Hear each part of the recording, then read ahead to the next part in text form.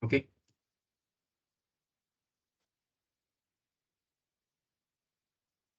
Baik, kami dari kelompok 3 akan mempresentasikan materi mengenai Global Informasi System and Market Research.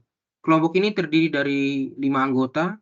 Yang pertama ada Hutmana Hafiz Ataki dengan NIM 2021 80221. Berikutnya ada Brenda Samantha Halim dengan NIM 2021 8001.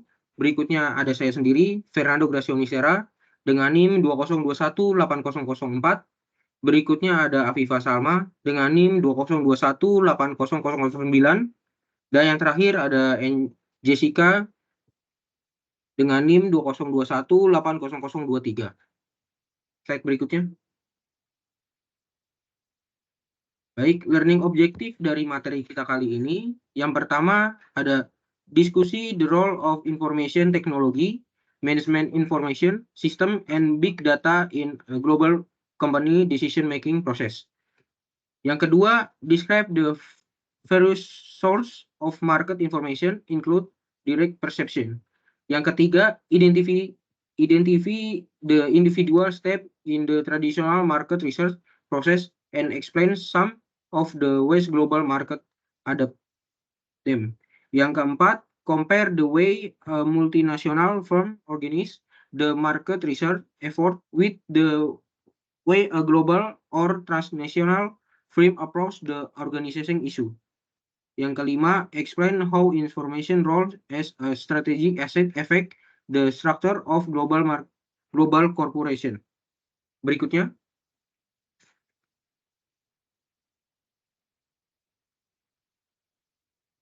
Baik, materi pertama akan saya jelaskan mengenai teknologi informasi sistem informasi manajemen dan big data untuk pemasaran global. Informasi teknologi atau IT mengacu pada proses organisasi untuk menciptakan, menyimpan, bertukar, menggunakan, dan mengelola informasi. Sistem informasi manajemen SIM memberikan manajer dan pengambil keputusan lainnya aliran informasi yang berkelanjutan tentang operasi perusahaan. MIS adalah istilah luas yang dapat digunakan untuk merujuk pada sistem perangkat keras dan perangkat lunak yang digunakan perusahaan untuk mengelola informasi. SIM harus menyediakan sarana untuk mengumpulkan, menganalisis, mengklasifikasikan, menyimpan, mengambil, dan melaporkan data yang relevan. Istilah data besar mengacu pada kumpulan data yang sangat besar yang dapat dianalisis secara komputasional untuk mengungkap pola dan tren. Baru-baru ini, pengumpulan dan analisis big data diterapkan pada situasi bisnis. Secara khusus, meledaknya popularitas Facebook dan platform media sosial lainnya telah menghasilkan banyak sekali big data. Tentu saja, sebagian besar data tersebut mungkin berlebihan atau tidak relevan karena alasan sederhana. Itu biaya pengumpulan data yang telah turun drastis sehingga perusahaan dapat mengumpulkan banyak sekali data terlepas dari pertanyaan, masalah, atau tujuan tertentu yang mungkin dimiliki pemasarnya. Slide berikutnya. Salah satu komponen MIS perusahaan adalah jaringan intelijen bisnis yang membantu manajer mengambil keputusan. Tujuan utama dari jaringan BI atau Business Intelligence adalah untuk memungkinkan akses interaktif ke data, memungkinkan manipulasi data ini, dan untuk memberikan manajer dan analis kemampuan untuk melakukan analisis yang tepat. Dengan menganalisis data, situasi, dan kinerja historis dan terkini, pengambil keputusan mendapat wawasan berharga yang dapat menjadi dasar pengambilan keputusan yang lebih tepat dan lebih baik. Intranet adalah jaringan pribadi yang memungkinkan personal resmi perusahaan atau pihak luar untuk berbagi informasi secara elektronik dengan cara yang aman tanpa menghasilkan tumpukan kertas. Intranet bersama dengan sistem IT yang canggih dapat berfungsi sebagai pusat saraf 24 jam melalui penggunanya. Itu contoh ada Amazon, FedEx, Google, Netflix, Spotify, Walmart, dan perusahaan lain yang beroperasi sebagai perusahaan real time. Sistem pertukaran data elektronik memungkinkan unit bisnis suatu perusahaan untuk mengirim pesanan, menerbitkan faktur, dan menjalankan bisnis secara elektronik dengan unit perusahaan lain, serta dengan perusahaan luar. Salah satu fitur utama dari sistem pertukaran data elektronik adalah format transaksinya bersifat universal, yang memungkinkan sistem komputer di berbagai perusahaan berbicara dalam bahasa yang sama. Slide berikutnya.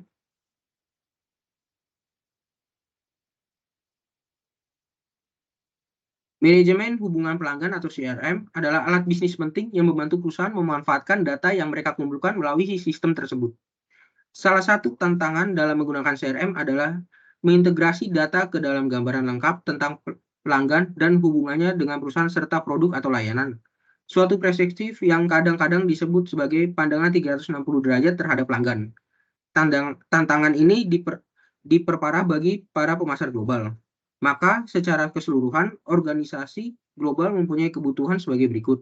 Yang pertama, sistem yang efisien dan efektif yang akan memindai dan mencerna sumber-sumber yang diterbitkan dan jurnal teknis di negara kantor pusat serta semua negara tempat perusahaan beroperasi atau pelanggan.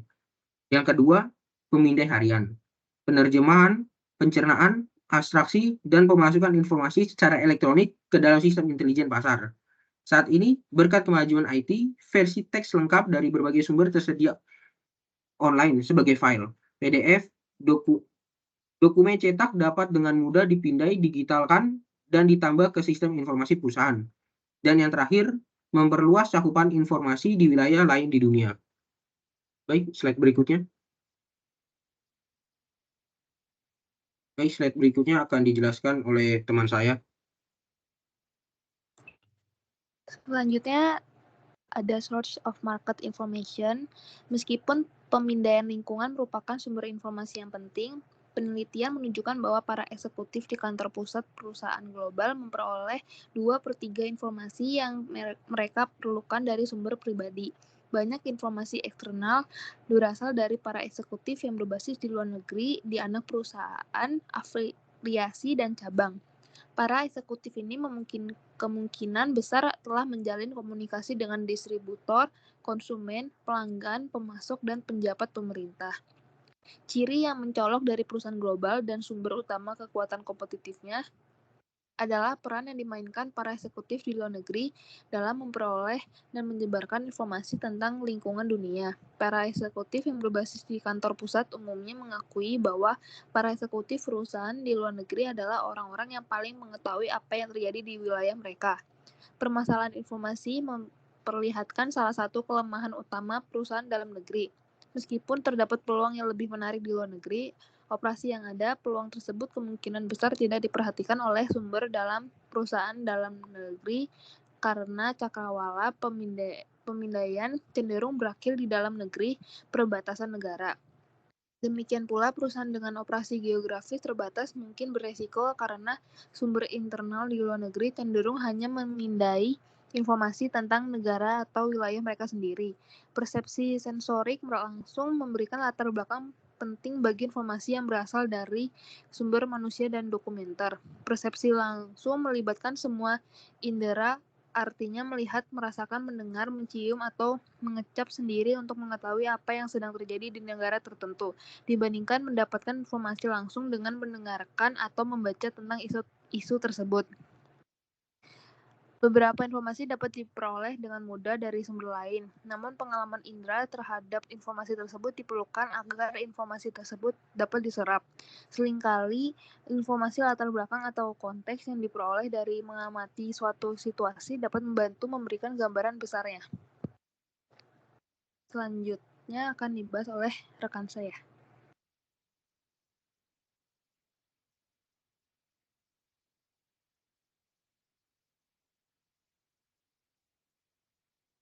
Baik, selanjutnya yaitu formal market research. Riset pasar dapat dilakukan dengan dua cara berbeda. Pertama, perusahaan dapat merancang dan mengimplementasikan studi dengan staf internal. Atau mungkin menggunakan perusahaan luar yang berspesialisasi dalam riset pasar. Dalam pemasaran global, kombinasi upaya riset internal dan eksternal sering dianjurkan. Banyak perusahaan luar memiliki keahlian internasional yang cukup, beberapa berspesialisasi dalam segmen industri tertentu.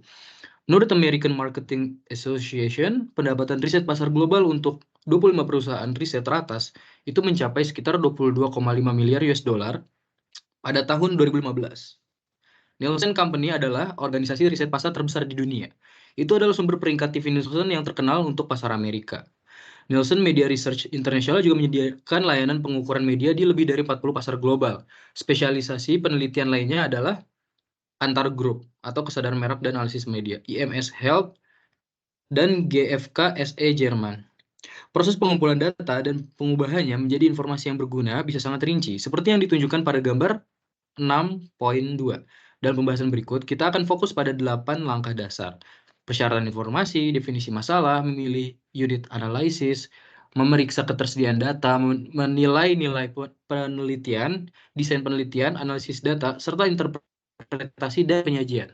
Boleh di next?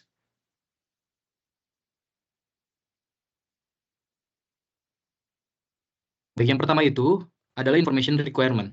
Almarhum Thomas Bata adalah penjual sepatu yang menggambarkan dirinya sendiri yang membangun organisasi sepatu Bata menjadi kerajaan global yang sekarang berbasis di Swiss.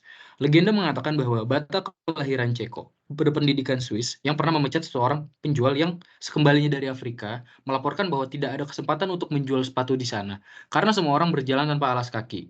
Menurut cerita ini, Bata mempekerjakan penjual lain yang memahami bahwa Afrika itu sebenarnya merupakan pasar sepatu yang belum tersentuh. Nah, anekdot tersebut menggarisbawahi nih fakta bahwa pengamatan langsung itu harus dikaitkan dengan persepsi dan wawasan yang tidak memihak. Namun, seperti yang akan diakui oleh banyak pemasar, mungkin sulit untuk mengubah pola perilaku konsumen yang sudah mengakar. Berikutnya, step 2, problem definition. Seperti yang disebutkan dalam bab 4, ketika nilai dan keyakinan negara asal seseorang memengaruhi penilaian budaya atau negara asing, kriteria referensi diri sedang bekerja. Kecenderungan SRC menggarisbawahi pentingnya memahami lingkungan budaya pasar global, seperti yang diilustrasikan oleh contoh berikut. Ketika perusahaan Walt Disney membuka Disneyland Paris, karyawan taman diharapkan untuk mematuhi kode tertulis terperinci yang mengenai penampilan pribadi. Tujuannya adalah untuk memastikan bahwa para tamu menerima jenis pengalaman yang terkait dengan nama Disney.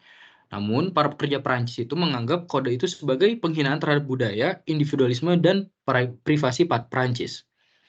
Kemudian, step 3, choosing the unit of analysis.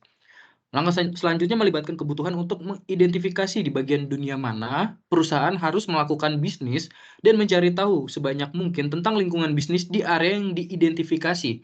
Unit analisisnya mungkin satu negara atau mungkin satu wilayah seperti Eropa atau Amerika Selatan. Dalam beberapa kasus, pemasar tertarik pada segmen yang bersifat global. Data nasional tidak diperlukan untuk semua keputusan memasuki pasar. Dalam beberapa kasus, kota, negara bagian, atau provinsi tertentu dapat menjadi unit analisis yang relevan. Misalnya, sebuah perusahaan yang sedang mempertimbangkan untuk memasuki Cina, mungkin awalnya berfokus pada Shanghai. Terletak di provinsi Jiangsu, Shanghai adalah kota terbesar dan pelabuhan utama China. Karena Shanghai adalah pusat manufaktur, memiliki infrastruktur yang berkembang dengan baik, dan merupakan rumah bagi populasi dengan pendapatan per kapita yang relatif tinggi, ini akan menjadi fokus logis dari upaya riset pemasar. Boleh di next.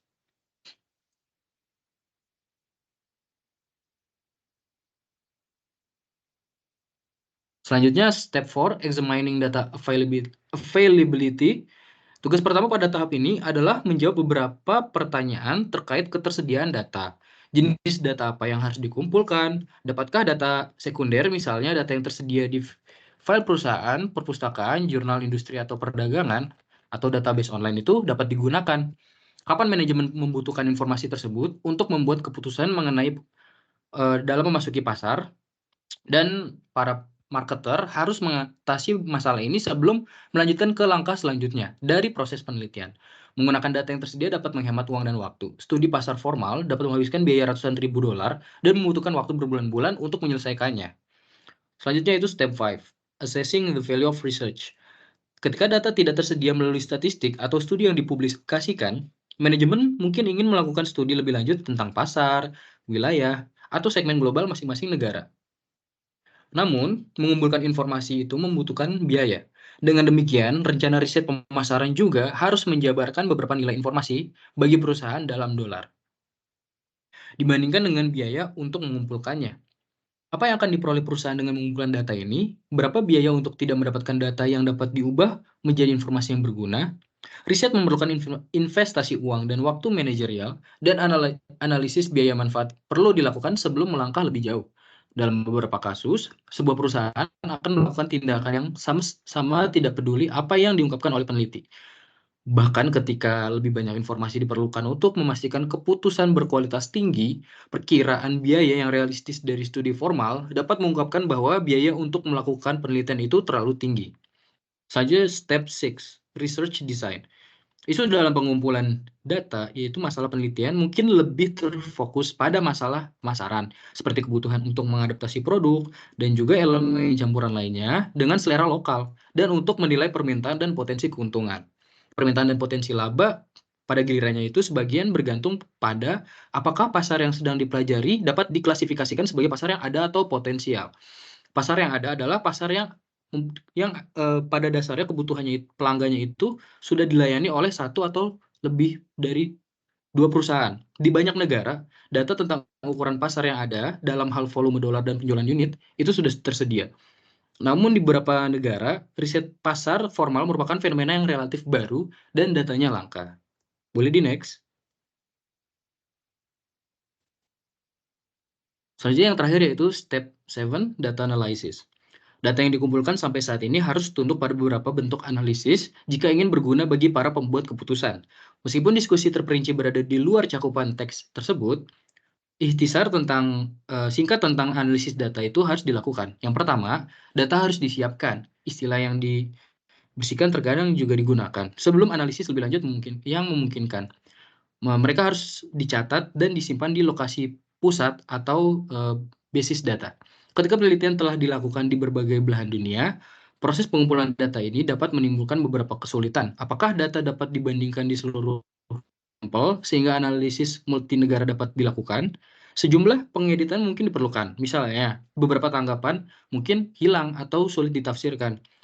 Selanjutnya, kuesioner itu harus diberi kode. Sederhananya, pengkodean itu melibatkan identifikasi responden dan variabel. Dan pada akhirnya, beberapa penyusunan data itu mungkin diperlukan. Analisis data dilanjutkan dengan tabulasi, yaitu penyusunan data dalam bentuk tabel.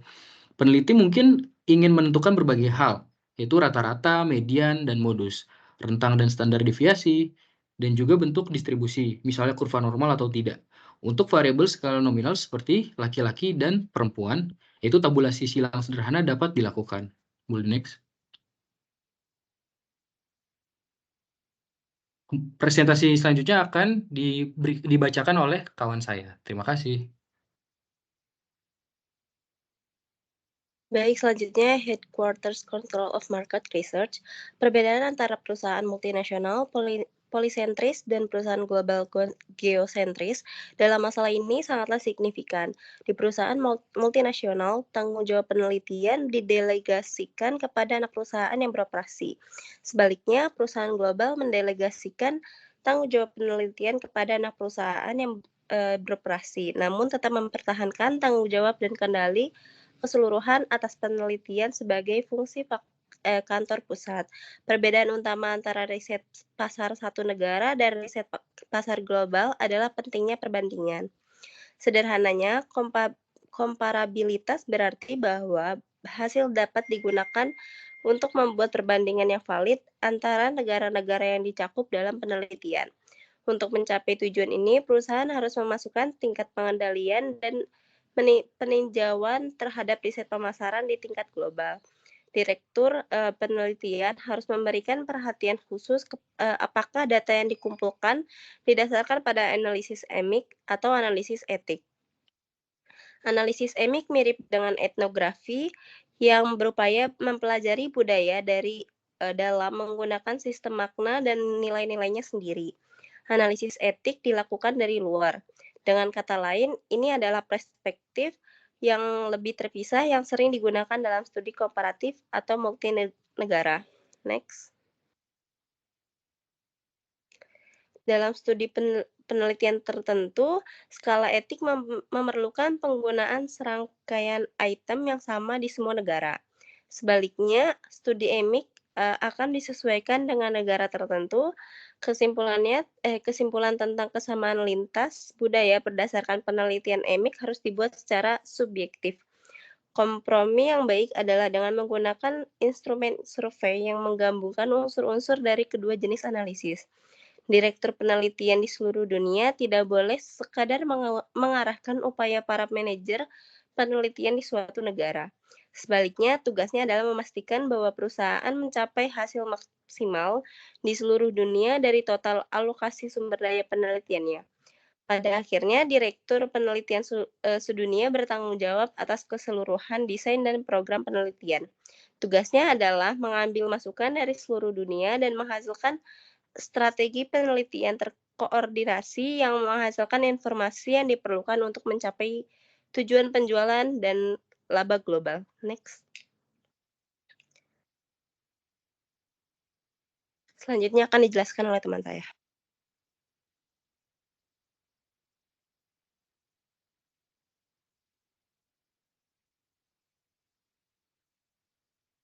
Oke, selanjutnya saya akan menjelaskan mengenai subbab yang kelima, 6.5, yaitu mengenai sistem informasi pemasaran sebagai aset strategis.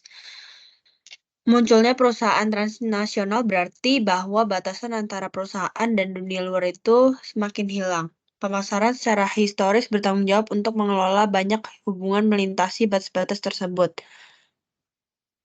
Batasan antara pemasaran dan fungsi-fungsi lainnya juga semakin menghilang dan gagasan tradisional mengenai pemasaran sebagai area fungsional yang berbeda dalam perusahaan mungkin memberi jalan bagi model baru.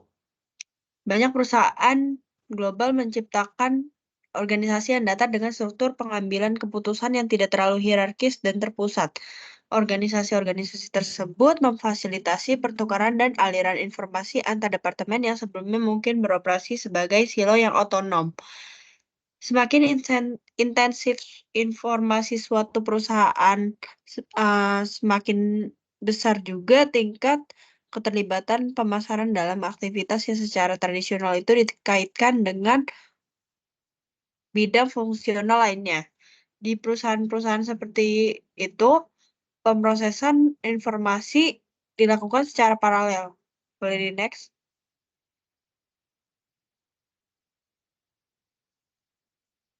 Oke, selanjutnya intensitas informasi di perusahaan berdampak pada persepsi daya tarik pasar, posisi kompetitif, dan struktur organisasi. Semakin besar intensitas informasi suatu perusahaan, semakin besar kemungkinan pergeseran batas-batas produk dan pasar tradisional. Intinya, perusahaan semakin menghadapi sumber persaingan baru dari perusahaan lain dalam industri yang secara historis tidak kompetitif, khususnya jika perusahaan lain tersebut juga padat informasi. Berbagai perusahaan kini menghadapi persaingan langsung satu sama lain. Mereka pada dasarnya menawarkan produk yang sama sebagai perluasan